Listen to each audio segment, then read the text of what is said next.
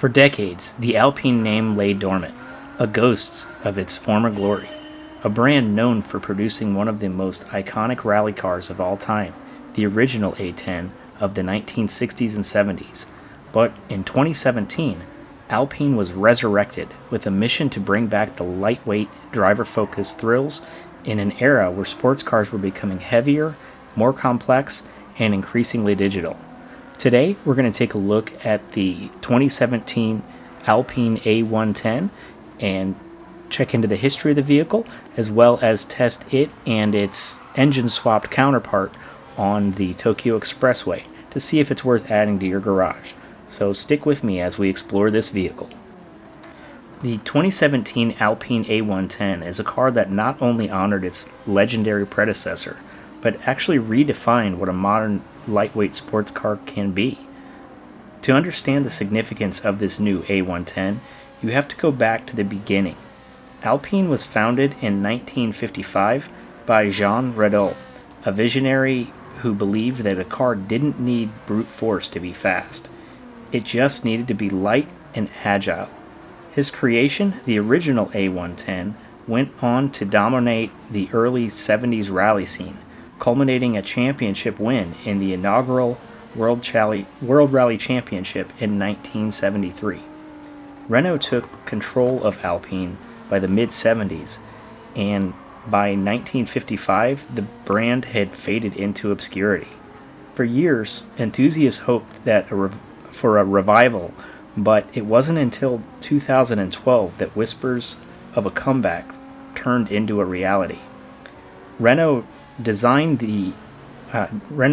engineers, led by Anthony Vellon and David Twohig, had one goal: to create a true successor to the original A110, not just another generic sports car. After 5 years of development, the 2017 Alpine A110 was unveiled at the Geneva Motor Show, instantly captivating purists and critics alike. The defining characteristics of the new A110 was its lightness. In an age where sports cars were easily tipping past 3,000 pounds, the Alpine engineers were obsessed with keeping the car's weight down, a philosophy that was directly inspired by the original. The curb weight ended up being just 2,421 pounds, almost 300 kilograms lighter than a Porsche Cayman. It featured an all-aluminum chassis. The body and platform of the vehicle were built entirely from bonded and riveted aluminum, keeping it both rigid and lightweight. And the interior was a minimalist design as well. Everything inside served a purpose. There was no excessive luxury, just pure driver engagement. The focus on weight reduction paid off as well. Despite having a relatively modest engine, the A110 was lightning quick, nimble, and incredibly fun to drive. Under the rear-mounted hood sat a 1.8-liter turbocharged inline four-cylinder engine developed in partnership with Renault Sport. It produced 252 horsepower at 6,000 RPM and 236 foot-pounds of torque at 2,000 RPM. The transmission was a 7-speed dual-clutch automatic. And while some purists lament the lack of a manual gearbox, which I would prefer one as well, the Getrag dual-clutch transmission was razor-sharp and responsive, ensuring that the A110 always felt eager to go. This provided the vehicle with a 0 to 60 time of just 4.3 seconds.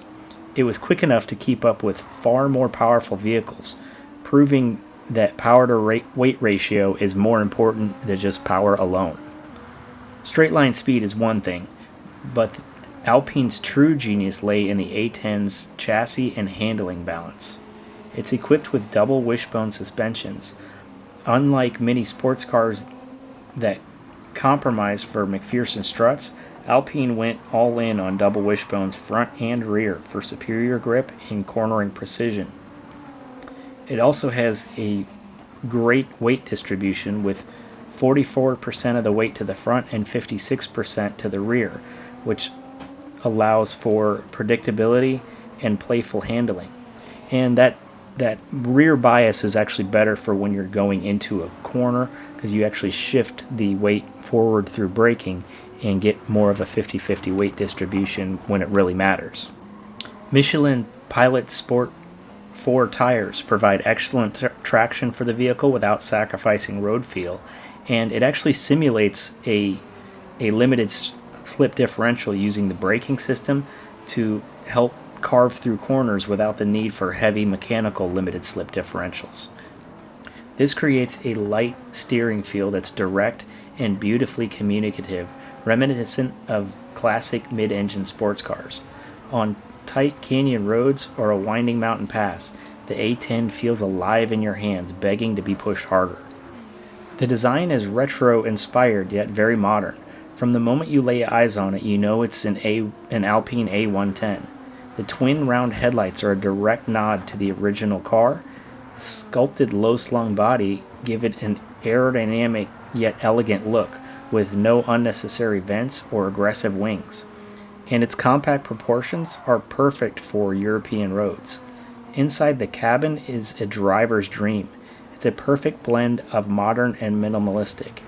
A digital instrument cluster, supportive saddlebag bucket seats weighing just 13 kilograms each, and a small diameter thin-rimmed steering wheel all reinforce the car's focus on driving purity.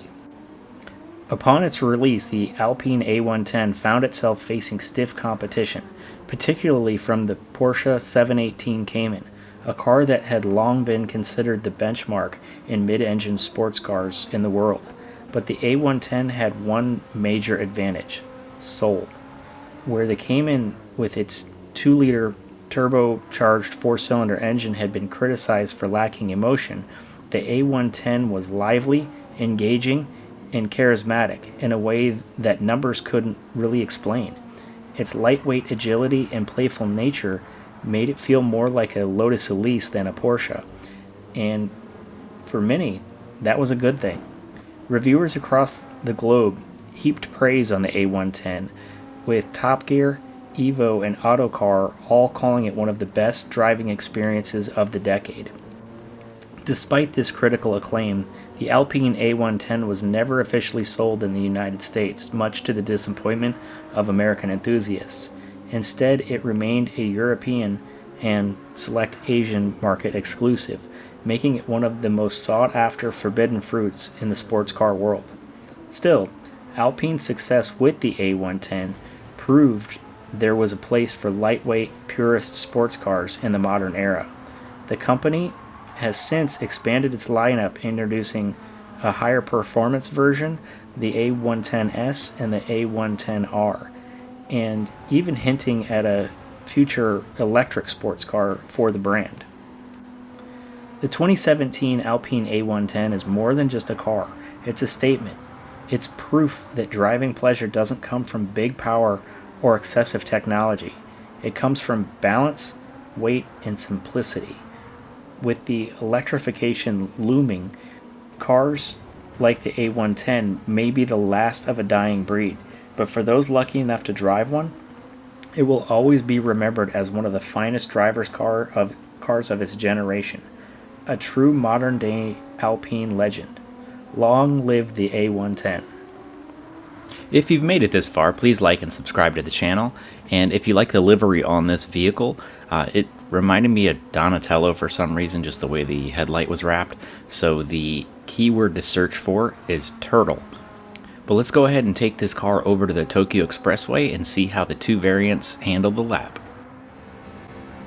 Fully building up the Alpine A100 with the stock motor and the medium turbo using ultimate parts will yield you 719 performance points.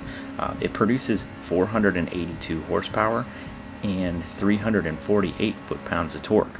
Now this doesn't sound like, astronomical numbers, but the car only weighs 1,993 pounds.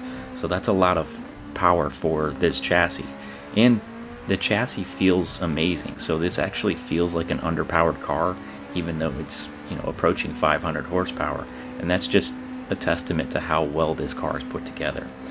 It was able to approach a top speed of 195 miles per hour. I'm sure you could tweak it and get it over that 200 mile an hour mark, but you know, you'd be sacrificing grip and acceleration at that point. So 195 is pretty solid for, you know, actual racing use. Tire wear was decent with this car, where I was seeing 10% wear to the front and about 20% to the rear. It would slip a little bit in the back, and it actually felt really good. I'm sure you could correct that with some suspension changes or tweaking the rear wing, but it's very predictable in this setup. So I kind of liked it the way it was, even if it sacrifices tire wear a little bit. And we were able to see around 4 laps before we needed to pit. These things can obviously be changed by adjusting fuel maps and even using a different tire setup. With it being in that 700 range, a little over, you can adjust this down real easily to end up racing against the Group 4 cars. Or I usually keep my game set to easy just because I'm running against the clock anyway, but it'll actually compete with Group 3 cars as well with this setup. We ended up crossing the line at 1 minute 59 seconds, .362, which put it right behind the Silica rally car and just in front of the 13B swapped Miata. So not a bad place. But let's go ahead and throw some more power at it and see how it takes it. Throwing the GTR motor in this car and building it up really wakes this thing up. It ends up getting the performance points up 78 points to 797 points. It almost doubles the horsepower, bringing the total horsepower to 927, and it will produce 659 torque, which is almost double that as well. So this really wakes this car up. We've seen this motor on the last couple of videos go into some other cars, and it's just been minor tweaks, but this is the chassis for this engine. It's a great upgrade. The top speed ended up jumping to 245 miles per hour, which is an additional 50 miles per hour. And although that may not sound huge, that's when you're running into some really big obstacles in terms of running through the air. And because this car felt underpowered before, this engine in this vehicle just feels perfect. It feels like it can handle it. It doesn't get overwhelmed. It will still, push the back end out a little bit. You'll get a little bit of drift, but it's not real snappy. So you can bring it back in line real easy. And I thought setting the car up wasn't that difficult either. So that tells me there may be more to be gained here, but the car just felt good right away. It does end up chewing up the rear tires, which is the biggest drawback. We were able to get just 2 laps out of the rears, where it was wearing down to about 80%. The front tires were about the same at 10%, and we lost a lap in the fuel as well, so we only got 3 laps. But we picked up 9 seconds on the lap, bringing us to 1 minute 50 seconds, .508. So if you do end up getting this engine through roulette, this is a great car to put it in. You can see the 400R is just ahead of us, but the engine swap version only picks up 2 seconds where this car picks up 9. Thank you guys so much for watching, and you can see where I've burned through my rear tires. If you missed the review of the 300ZX, you can check it out here, and we'll catch you next time.